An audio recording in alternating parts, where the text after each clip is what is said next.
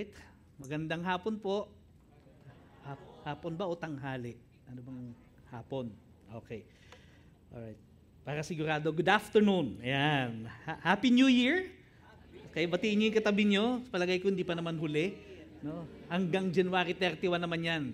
Yeah. So, natapos na po ang maraming Christmas party. No? Although sa Sunday, yung mga volunteers natin ng 2 p.m. may Christmas party pa rin. Hahabol pa rin natin yan. Yung iba pong volunteer ministry natin, alam ko may Thanksgiving party pa rin. Hahabol pa rin nila yan. No? Pero tomorrow, fasting naman po tayo. No? Okay? That's a 5-day prayer and fasting. We encourage everyone to join us. Can we show that? Ayan na ba? Ayan. We encourage everyone to join. I-download po ninyo yung devotional booklet po natin kung hindi po kayo nakakuha ng ating booklet. Kung meron pa po dyan, meron po tayong Tagalog, meron tayong English, meron din pong for family. So isang family po, isang booklet lang. Wag po yung kung 10 kayo sa pamilya, 10 book. Wag po. Kawawa naman yung iba. Alright? And as we go on fasting, dyan po sa booklet na yan, makikita rin po ninyo yung guide or you can watch yung introduction about fasting, how to do the fast, and join us, take time to pray. Instead na kumain kayo, mag-pray po kayo, seek God, read your Bible, and join us online 12 noon for our prayer meeting sa FB po, Facebook. Alright? At dito po sa SM Sukat, 7 p.m. from Monday to Friday, we will gather here so that we will have our prayer night. Okay? So let us believe God for our breakthroughs in all areas of our lives this new year. Everybody say, Amen. Hey, parang ayaw nyo maniwala. Amen. Everybody say, Amen. Ayon. Okay, so new year, new theme for the year. Okay, new series. Our theme for this whole year, 2025, is the power of the cross. Sabihin nyo nga po, the power of the cross. Ayan. The power of the cross at work sa ating pong devotion, sa ating calling, sa profession natin, sa relationship natin, sa ating pong witness to the world. We are starting this year with a series entitled The Cross. Sabihin nyo nga po, the cross. No? Kaya meron po tayong cross dito. Akala niyo, ano ba? Victory Weekend na ba? Hindi po. Alright?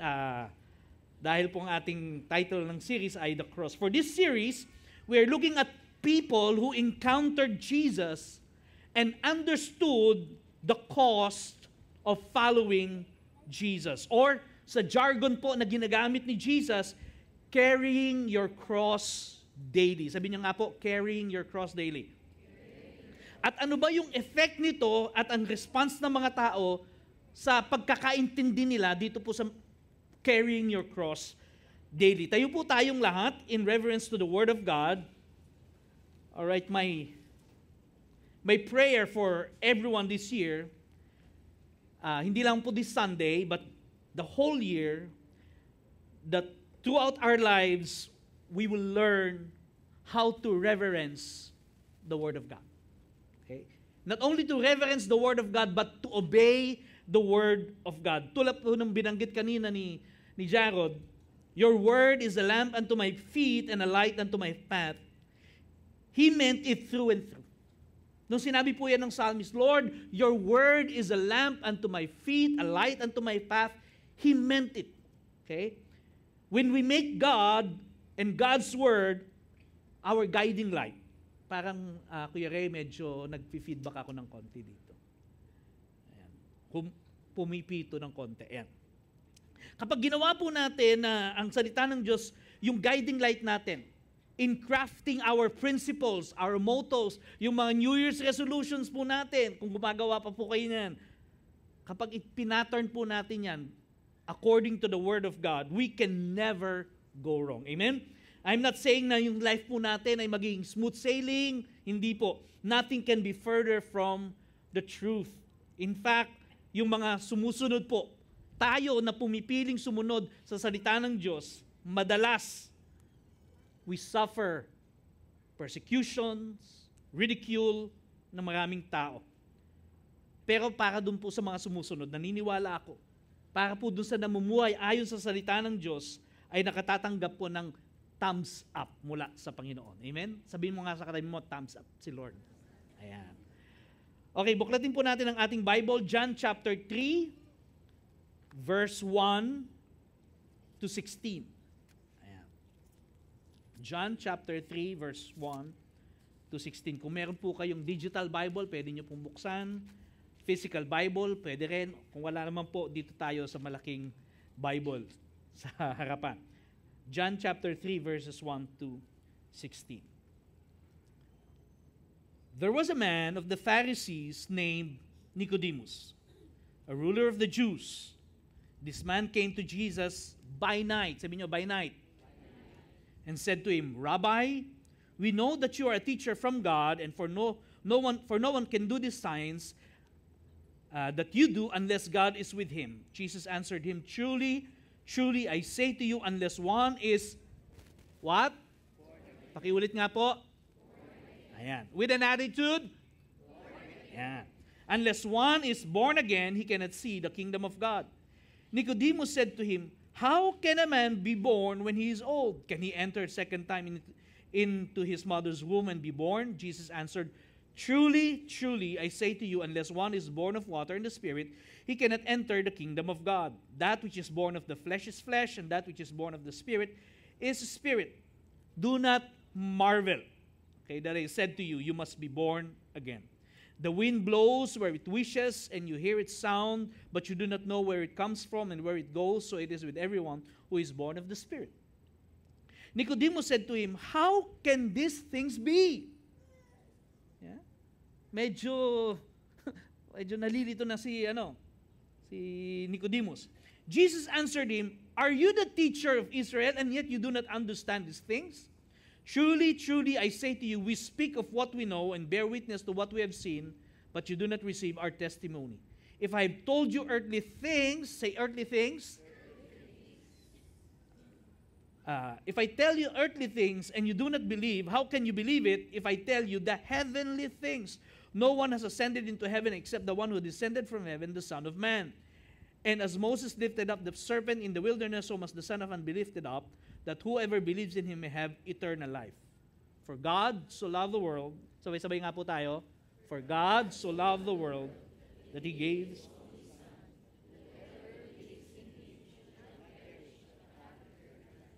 Tayo po'y manalangin. Panginoon, salamat sa iyong salita na siya pong ilaw sa aming dinaraanan.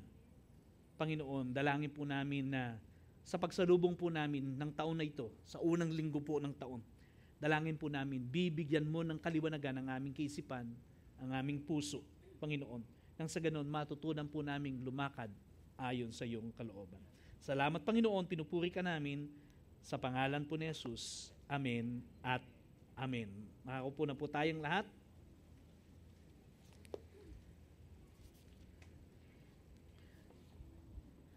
Sa araw pong ito, ay titingnan po natin ang pagkatao po ni Nicodemus. Okay? Sabi niyo nga po, Nicodemus. Yeah. Or let's just call him Nick. Okay? Si Nick. Alright. May kakilala ho ba kayong ganyan na pangalan? Si Nick. No? In the nick of time.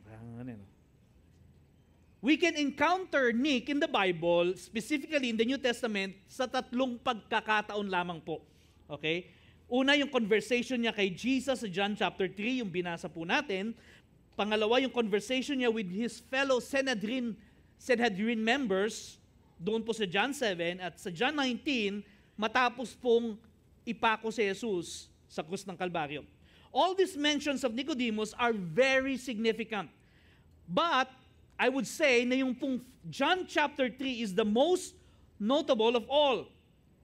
Dito po sa chapter na ito, sa conversation nito ni Jesus, na-mention po yung salitang born again. Sabi niya nga po, born again. Okay? Medyo may katagalan nang hindi natin naririnig yan. No? Pero, yan tayo. We are born again believers. Born again Christian. At hindi lang po yun, dito rin binanggit sa conversation niya yung pamosong verse ng John 3:16. Sino kabisado to? Taas ang kamay. Ayan. Ulitin ko. Sinong kabisado? Yung hindi kabisado, huwag itataas ang kamay. Ayan, okay. For this preaching, interesado po tayo doon po sa demeanor ni Nick. Meaning yung behavior niya sa John chapter 3, chapter 7, and chapter 19. We want to study ano ho ba yung epekto nung encounter niya kay Jesus sa kanyang buhay. Okay? So hindi po natin pag-aaralan yung ano ibig sabihin ng born again, ano yung John 3:16, hindi po. Kundi yung, siya mismo, ano yung nangyari sa kanya, ano yung demeanor niya, ano yung behavior niya, ano yung epekto nung encounter niya kay Jesus. Are you with me? Sige po, kahit kunyari nandito kayo, sabihin niyo, Amen! Amen. Yun. Yan. You see, when someone encounters Jesus, confronted by Jesus, he can never be the same again, mga kapatid. Either you are changed for the better or you are changed for the worse, and it all depends on our response to Him. Hindi po pwedeng nagkaroon ka ng isang genuine encounter. Okay? Yung talagang, kumbaga sa salita natin, pes to pes ba? Parang ganon. Yeah? Anyone who had an encounter with Jesus will never be the same again. Either you become better or you become worse, depending on your response. Even in our present times, mga kapatid, kapag tayo po, ang mga tao po sa panahon natin, nagkaroon ng genuine encounter kay Jesus, I don't mean yung casual hearing po ng preaching, no? Yung habang nagpipreach ako dito, may nagpi-Facebook, hindi po ganon. Alright? I mean yung nakaupo ka dyan, tapos pag nagsasalita ako as if kinakalabit ka ni Lord. Parang ganon. A genuine encounter. Okay? A real confrontation with the truth of Jesus. Kung saan po, si Jesus po kinokompronta yung kasalanan mo, yung lifestyle mo that is opposed to His will, yung parating nire-reject mo siya, di ba? Or He meets you in the area of your brokenness and pain, and the sensitive issues of your life. When you have that kind of encounter, no one can ever be the same. Either you change for the better or become worse. Either you become closer to Him or you move further away from Him. You become strange and far away from God.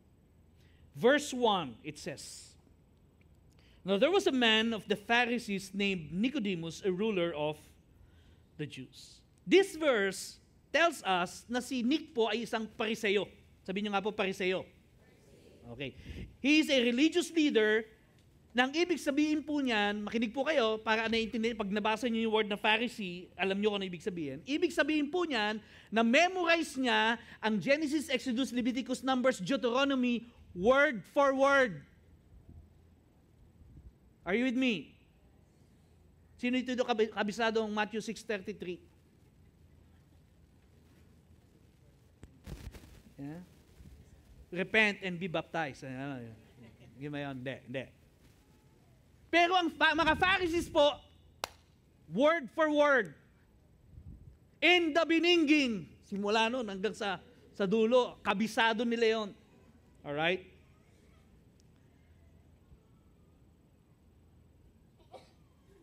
Siya daw po ay ruler of the Jews. He is like a senator, a mayor, and a chaplain rolled into one. Okay? Yun po yung member ng Sanhedrin. Sila yung mga rulers, no, ng mga Jewish people. In verse 10, in the original Greek construction of the verse, ito po ang sinasabi sa original, no? Jesus answered him, "You are the teacher of Israel, and yet you do not understand these things." No, hindi niya sinabing you are a teacher. No? You are the teacher. Wow. No, talaga pong si Nick was a man of utmost significance in the society, a man of great stature, and I wonder how the Nick's encounter with Jesus affected his life. No? Paano paano naapektuhan ba yung buhay ni Jesus, buhay ni Nick, doon sa kanyang encounter with Jesus. Now, in John 3, we can see Nicodemus curiously investigating or seriously seeking. Can we click that, please? Ayan. Ayan. Next. Ayan. So that's John chapter 3. He was curiously investigating or seriously seeking.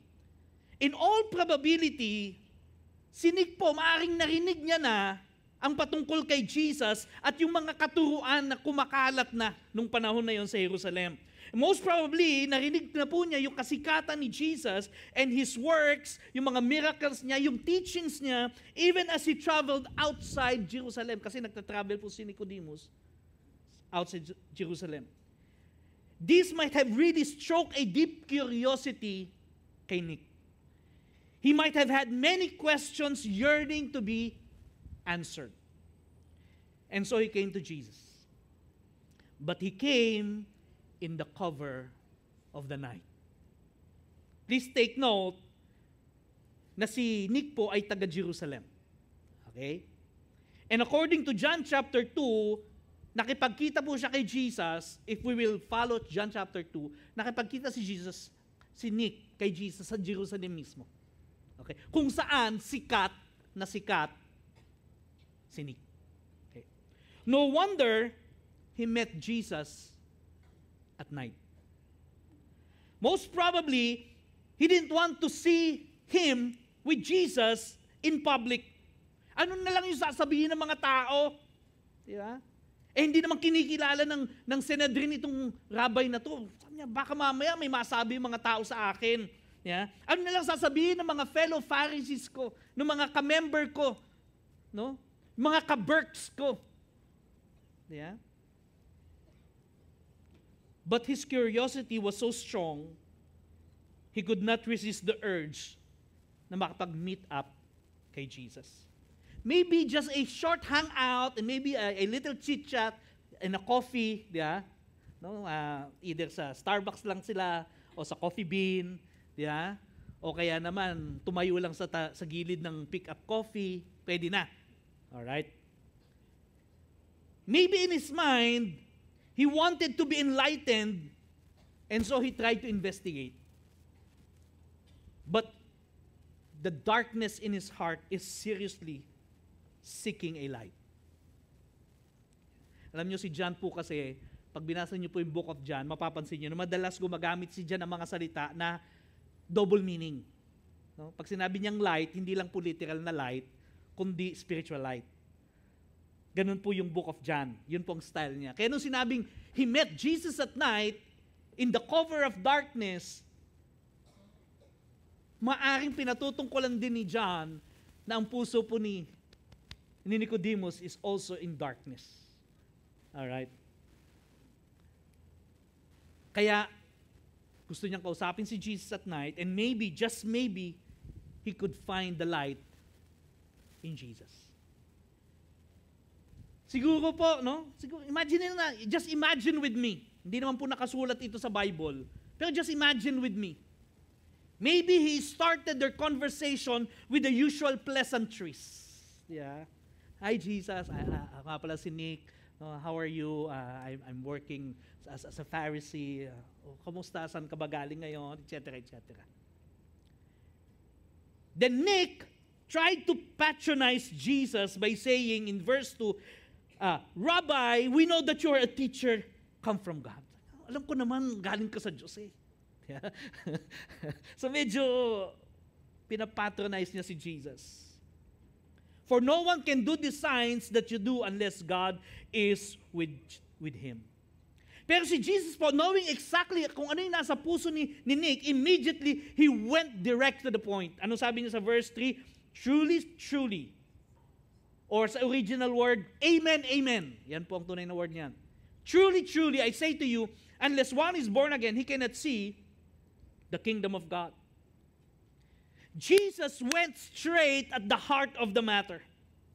convinced that Nick would know or should know kung ano yung pinag-uusapan nila o yung sinasabi ni Jesus. Sabi niya, Nick, you must be born again. Yeah? Sabi mo sa katabi mo, you must be born again. Sige, sabihin mo. Yeah? Okay. Yung nasa kanan mo, ayaw magsalita. Yung nasa kaliwa lang. Nick, you must be born again. Verse 4. Nicodemus said to him, how can a man be born when he is old? Can he enter a second time into his mother's womb and be born? Oblivious si Nick, hindi niya alam, wala siyang idea kung ano yung sinasabi ni Jesus. Sabi ni Jesus sa verse 7, do not marvel. No? Sabi niyo nga, do not marvel. Ano ba kabaliktaran ng marvel? DC dapat, DC. DC Comics. Sabi niya, huwag kayong manood ng Marvel. DC Comics lang. Sabi niya, huwag kang mamanghanik. Sabi niya, kapag sinabi ko sa iyo, you must be born again. Dapat alam mo ito, Nick. Still, Nick was confused. Verse 9.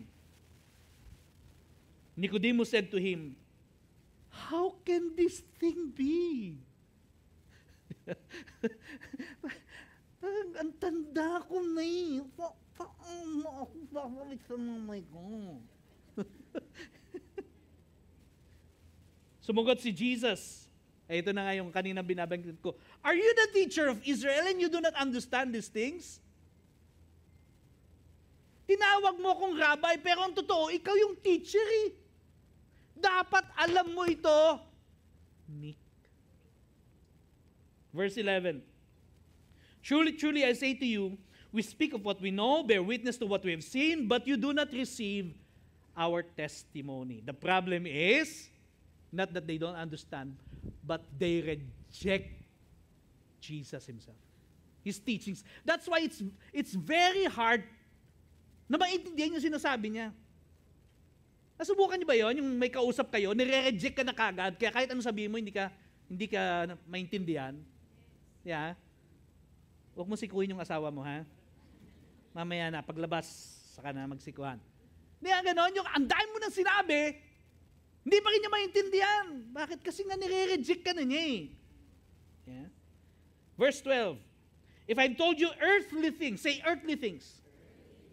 If I told you earthly things, you do not believe, how can you believe I tell you heavenly things? Itong sinasabi ni Jesus dun sa verse 12.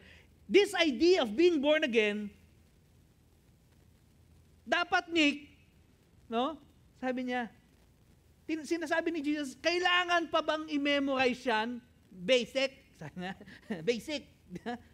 It's a basic idea dapat sa'yo. Basic truth yan, Nick. Being born again, for Jesus, is like an earthly idea. Yeah? Kumbaga sa mga bata, A, B, C, 1, 2, 3. Di ba? Hindi mo pwedeng pag-usapan ang deuterium. Okay? Ano yun? Di ba? Hindi mo pwedeng pag-usapan kung paano pinaghihiwala yung hydrogen sa oxygen para maging power yung hydrogen at yung oxygen magiging water. Hindi! Sabi niya, Nick, hindi pa yun ang pinag-uusapan natin. Earthly things pa lang. Basic, sabi nga sa radyo. Yeah. So mga kapatid, the idea of being born again is a basic idea as far as Jesus is concerned. Kalabitin mo yung katabi mo. Sige. Sige, kalabitin. Sabi mo, kapatid, sabi ni pastor, gising ka na. Basic lang daw ito. Di ba? Basic eh. Nothing complicated. Yeah? Dapat naiintindihan mo ito, Nick. Now, here's the question. Bakit ba ine-expect ni Jesus na maintindihan ka agad ni Nick yung idea of born-again experience? Ito ba'y diniscuss na sa Old Testament? Yeah? Kasi dapat alam mo to. Teacher ka eh. Well, it seems like dapat alam nga niya. No? At yun yung sinasabi ni Jesus. I think the prophecy sa Ezekiel might be the main reference. I think, personal po ito. No? Palagay ko ito yung main reference ni Jesus na dapat alam mo yan, Nick, patungkol sa pagiging born again. Ezekiel chapter 11, 19 to 20. It says, "And I will give them one heart and a new spirit, and I will put within them, I will remove the heart of stone from their flesh and give them a heart of flesh, that they may walk in my statutes and keep my rules and obey them, and they shall be my people, and I will be their God." That's Ezekiel 11. Pagdating po sa Ezekiel 36, ito po kasi yung New Covenant na eh. No? Yung New Covenant, sinabi na kagad sa Old Testament. Ang fulfillment niyan sa New Testament. 36, verse 25. "I will sprinkle clean water on you." Yeah, yung being born of water. Nabanggit kanina. "And you shall be clean from all your uncleanness, and from all your idols I will cleanse you. And I will give you a new heart and a new spirit." Who is born of the Spirit is Spirit. Okay? "And I will put within you, and I will remove the heart of stone from your flesh, give you a heart of flesh, and I will put my Spirit within you, and cause you to walk in my statutes, and be careful to obey my rules." This is the reference of the new covenant of God with His people, especially sa atin po. At dahil po si Nick ay teacher of Israel, he is expected to know ito pong mga prophecies na to at maintindihan niya. Okay? But Nick was oblivious and confused. However, sa atin pong next encounter kay Nick, this encounter spells another experience for us. This time in John chapter 7, Nick is defending, advocating for Jesus. John chapter 7, verse 43 to 52. Ito po. No, sumisikat na si Jesus. Nagkakagulo na yung mga tao. Sabi sa verse 43, "So there was a division among the people over him." Nagkakawatak-watak na sila. Iba-iba silang opinion. 44. "Some of them wanted to arrest him, but no one laid hands on him. The officers," meaning yung mga temple soldiers, temple guards, "the officers then came to the chief priests and Pharisees, who said to them, 'Why did you not bring him?' The officers answered, 'No one ever spoke like this man.'" Sabi niya, "Padre, no? Padre Damaso." Sabi niya, kasi yung pag magsalita si Jesus, napakagaling baga. Wala pa po kaming nakitang kasing galing niyang magsalita. Hindi tulad mo. Ganon. Siguro napikon yung Pariseyo na yon. The Pharisees answered them, "Have you also been deceived?" Nabudol ka rin ba niya? "Have any of the authorities or the Pharisees believe in him?" Kami ba na mga religious leader ninyo na naniniwala sa kanila? "But this crowd does not know the law, is accursed." Verse 50. Nicodemus, eto na si Nicodemus. Nicodemus, who had gone to him before and who was one of them, said to them, eto na, medyo nag-aabogado na ng konti si Nick. "Does our law judge a man without first giving him a hearing and learning what he does?" They, meaning the Pharisees, yung mga kagangsta niya, they replied, "Are you from Galilee too? Search and see that no prophet arises from Galilee." Kumbaga, kung taga Manila kayo, sabihin, "Teka, taga-Tondo ka rin ba?" Di ba? Dito sa Parañaque, ano bang katumbas? Ang malapit sa akin kasi Sampaloc eh. Hindi ko kabisado ang Parañaque. Batang Maynila po kasi talaga. No? Sabi niya, taga-Galilee ka ba? Hindi mo alam, walang propetang nanggagaling sa Galilee? Mas maniniwala ka si Jesus, propeta? Okay. Nick is singing a different tune. Medyo nag-iba na yung tono niya. He is now somewhat defending, advocating, lawyering for Jesus. Not directly, of course, No, kaya nga medyo, di ba, sabi ng batas natin, wag muna tayong hahatol. But he took several steps further from being a confused teacher to like an advocating friend. Medyo nag-improve na. Narinig po niya yung mga sinabi ng kanyang mga comrades. No? Yung pang-iinsulto. Maybe he quieted a bit. No?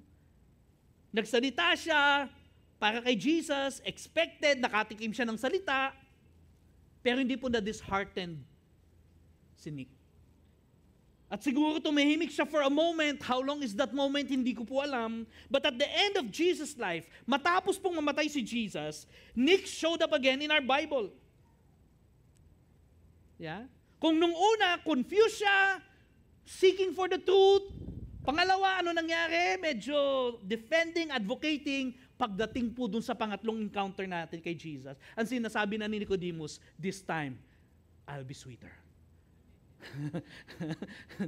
This time I'll be sweeter. Sabi ng mga kasing edad ko, uy, yung mga millennials, ano yun?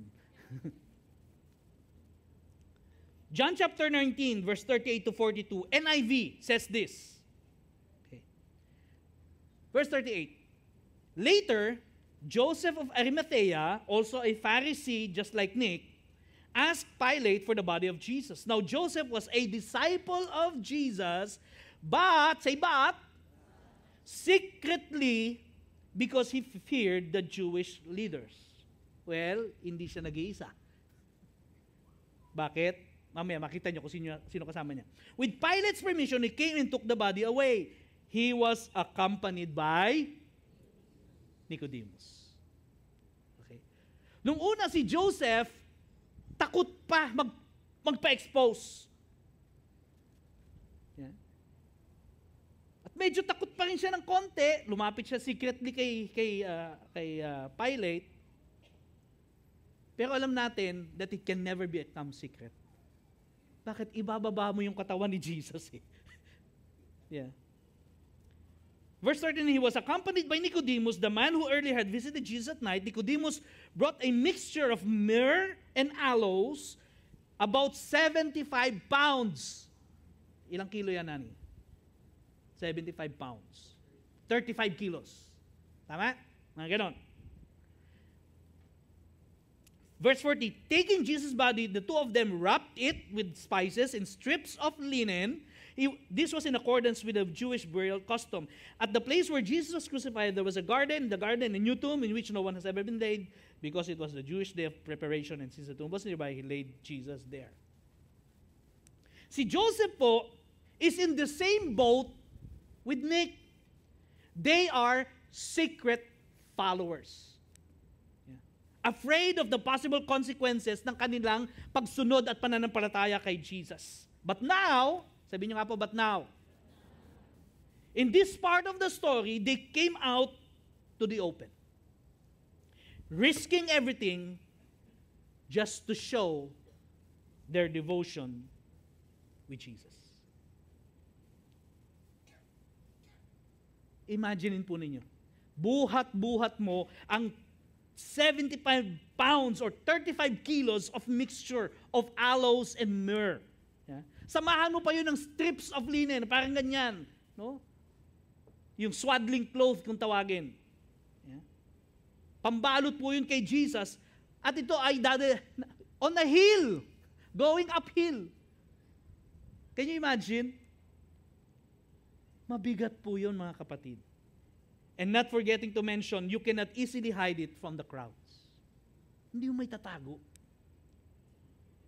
Nick stepped up to the plate. He leveled up his journey and now he is taking risk for Jesus. The truth is, he could lose his place in the cemetery. He could lose being the teacher of Israel. He could be ejected from their group of Pharisees, be ridiculed, ostracized by the religious order that he proudly served ng buong buhay niya. He could lose his source of living. At lahat po ng maaaring pag-aari niya, maaaring mawala by simply coming out into the open. Isang pelikula po, alam ko na i-share ko na to last about a year ago or two, The Case for Christ. I want to share it again. This is a true story, journey of an investigative journalist from Chicago Tribune. Isa po siyang radical atheist who came into faith in Christ. Ang pangalan po niya ay si Lee Strobel. I recommend na panoorin po ninyo ito. Kahit YouTube lang po, marami naman po sa YouTube yan. Dahil si Lee Strobel po, from being a radical atheist, hindi lang naging mananampalataya, naging pastor. Ganun po nangyari sa kanya. He took a leap of faith. He took a risk. Question, is it worth the risk? Nicodemus would tell us it is worth every penny that we can risk for Jesus. Why? Because He risked everything for us.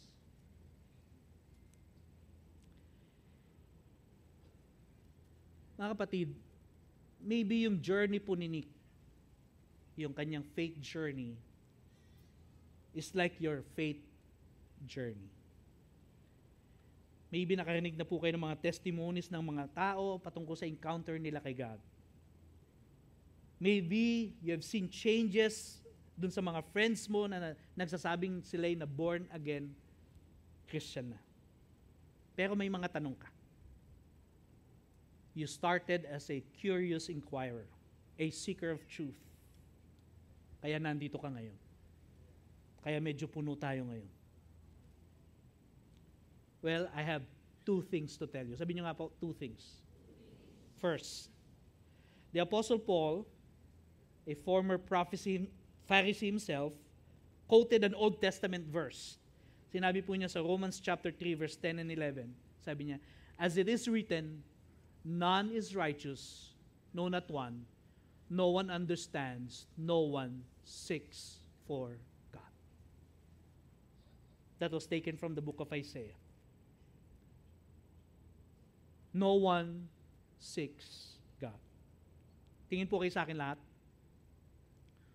We are not seeking God. Kayo mo nagsasabi na, ako nga, hinahanap ko talaga ang Panginoon eh. No. Dahil sabi po ng Bible, malinaw, no one seeks God on his own. But it is God who put that desire to man. The desire to seek Him. Iba't ibang panahon sa iba't ibang tao. Yung iba, tulad ko, 13 years old nung sinik ko si Lord. Yung iba naman, 30 years old. Yung iba, 30 minutes na lang ang buhay, saka lang hinanap si Lord. Iba-iba. But we are not seeking God. Left to ourselves, man would not seek God. Pero si Lord po ang nagbibigay ng desire na yan. The desire to seek Him. The only question is this: what would be your response when you encounter Jesus? Yun lang po ang tanong. Ano magiging response mo? Bibigyan ka niya ng desire. Lahat, bibigyan ni Lord yan. Until magkaroon ng urge. Now, pag na-encounter mo na si Jesus, kinonfront ka na ni Jesus, ano ang magiging response mo? What would be our action when He confronts you just as He confronted Nick? Maybe hindi katulad niya na about religious beliefs, patungkol sa religious prowess and biblical knowledge ni Nick. What if He confronts you of your sinful lifestyle, of your rebellious behavior, your prideful heart, unforgiving, resenting, unrelenting, or when He confronts you in your pain and suffering? while questioning Him of His ways, questioning Him of how He ran the world. Your response will determine what you would be in the next stage of your journey. Would you be walking away, further away from God? Or would you inch your way yourself a bit closer to Him? That's the question we need to answer. Second thing I want to tell you, John chapter 6, verse 37 from the NIV version. Jesus said, all those the Father gives me will come to me, and whoever comes to me, I will never drive away. Sabi niyo nga po, I will never. Tandaan po ninyo, hindi nagsisinungaling si Jesus. Sabi niya, siya na lumalapit sa akin, hindi ko siya itataboy. Jesus will never drive you or me away when we seek Him with all of our hearts. Jeremiah chapter 29, 11 to 13. Paborito din natin ito. For I know the plans I have for you, declares the Lord, plans to prosper you, not to harm you, plans to give you hope and future. Then you will call on me and come and pray to me, and I will listen to you. You will seek me and find me when you seek me with all of your heart. Kapag hinanap daw po natin ang Panginoon ng taos sa ating puso, with all sincerity, sabi niya, matatagpuan mo ako. At pag natagpuan mo ako, hindi kita itataboy, sabi ni Jesus. Maaring narito ka at sinasabi mo, hinahanap ko nga ang Panginoon, but I want you to know it is God who gives that desire in your heart, and I want you to know that Jesus came to seek and to save you. Just how He saved me. He died on the cross para bayaran yung penalty ng ating mga kasalanan so that we don't have to pay that penalty when we die in hell. Kaya kapatid, if you are still in that mode of being a curious inquirer, nandito ka, curious inquirer ka pa rin, a serious seeker, I encourage you to continue on. Amen? Tuloy lang. Maaaring hindi pa masagot lahat ng tanong. Tuloy lang. Enjoy the journey. You will discover that you have been in the plan of God all along. Amen? Palakpakan po natin ang Panginoon.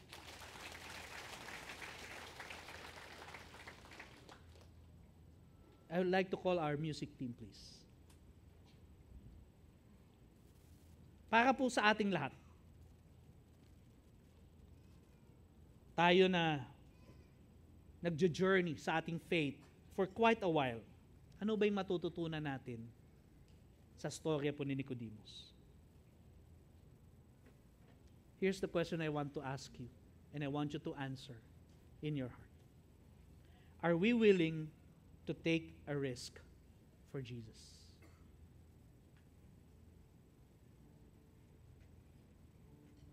Are we willing to take a risk for Jesus?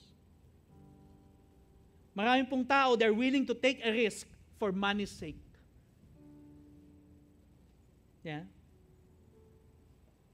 Handang isugal ang maraming bagay para lang sa pera. Reputasyon niya, pera ng inipon nila, whatever. Willing mag-risk ng investment for money's sake. They're willing to take a risk for love's sake. Yeah. Mahal ko kasi. Hindi mo pa siya kilala. Basta, mahal ko siya. You're willing to take a risk for love's sake. May kakilala rin ganyan?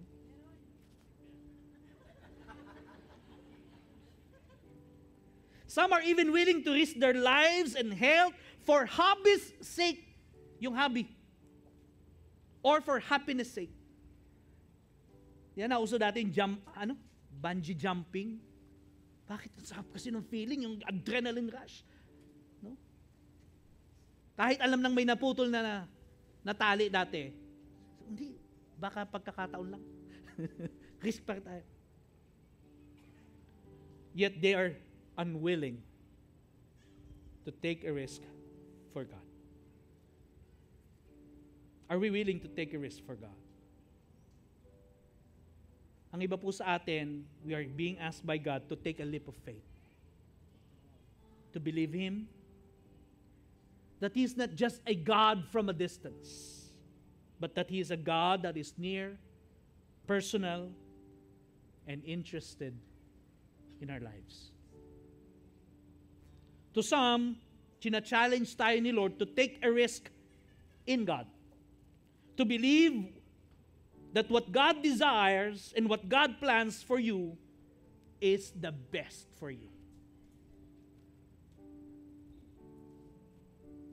He is inviting you to risk with Him. To let Him really take the charge rather than being in charge over the affairs and every detail of your life. Sa iba naman po,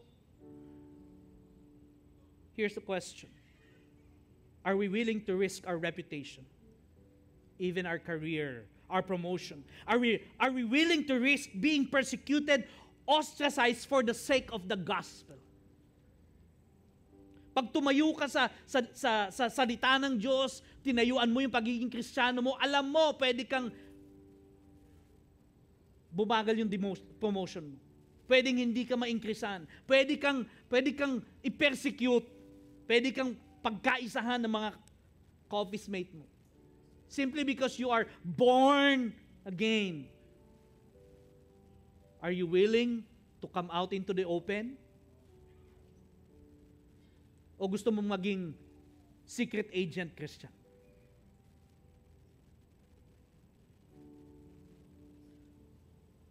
Are you willing to be laughed at, to be ridiculed, to be a laughing stock of your friends simply because born again ka?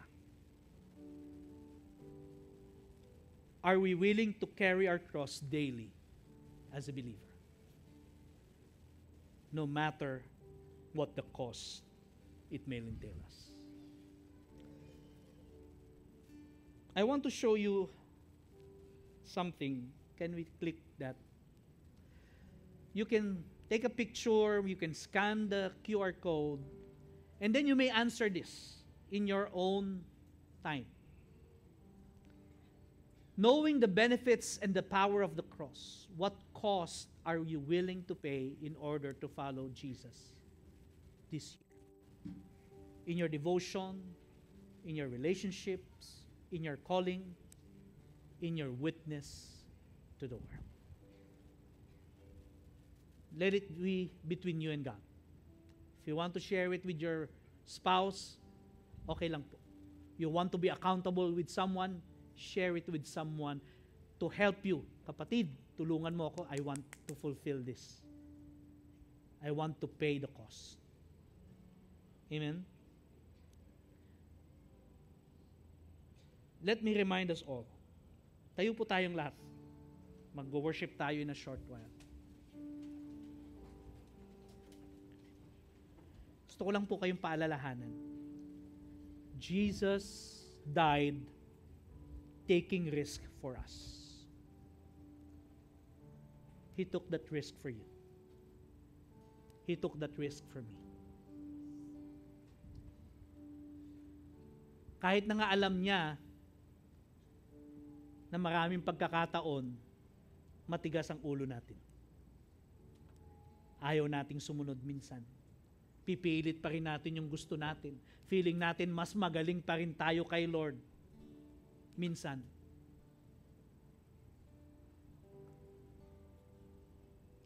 But He took the risk.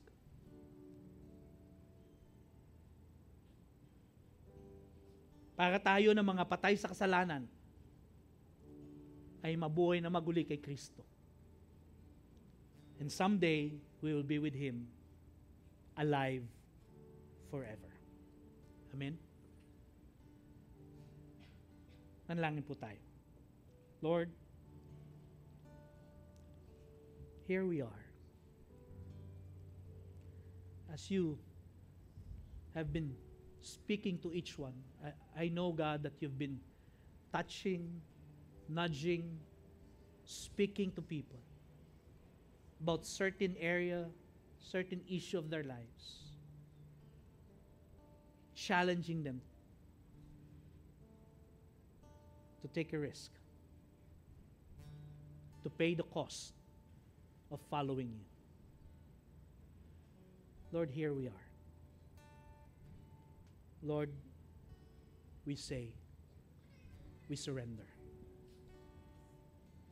Help us, Lord God, to surrender everything to you. Let's worship the Lord.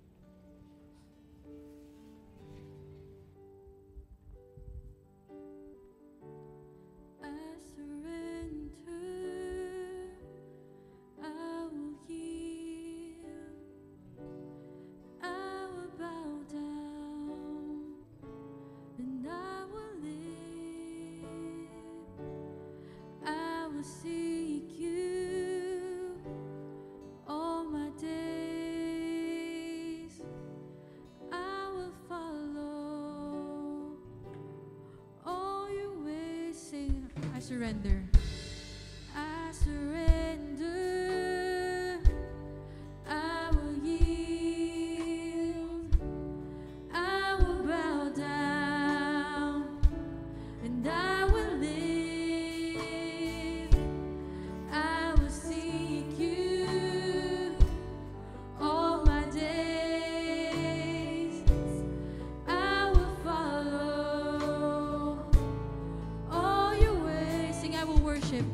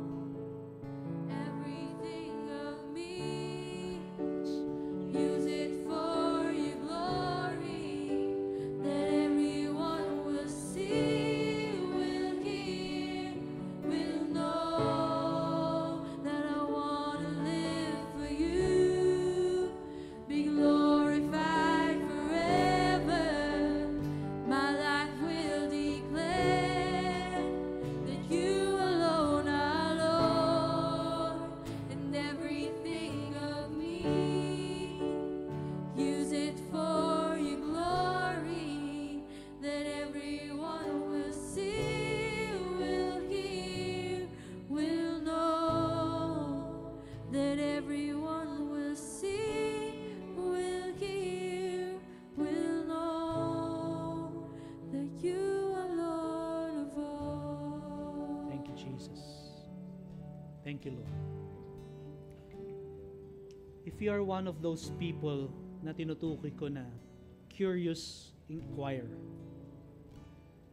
serious seeker of God, I want to help you out. Maybe you're saying, Pastor, I think just like Nick, I think this is the time for me to come out into the open. I want to follow Jesus. I want Him to be the Lord of my life, Savior of my soul. I want Him to be the ruler of everything in me.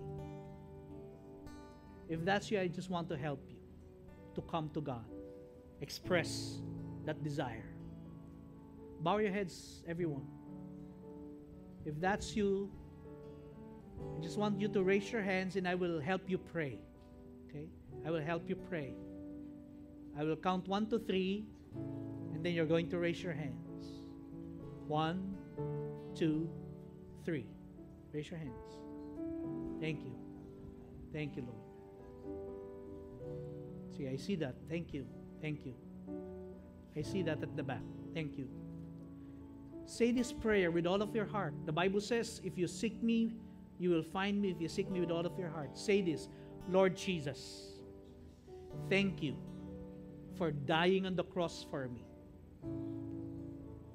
Thank you for paying the penalty of my sins. I no longer need to pay for it because you paid for it for me. And so now I come to you asking for forgiveness. Today, I believe you died, you rose again from the grave, so that you can give me forgiveness and eternal life. I receive you as my Lord, my Savior, my King. Starting today, until thy kingdom come. In Jesus' name, amen and amen. Palakpakan po natin ang Panginoon.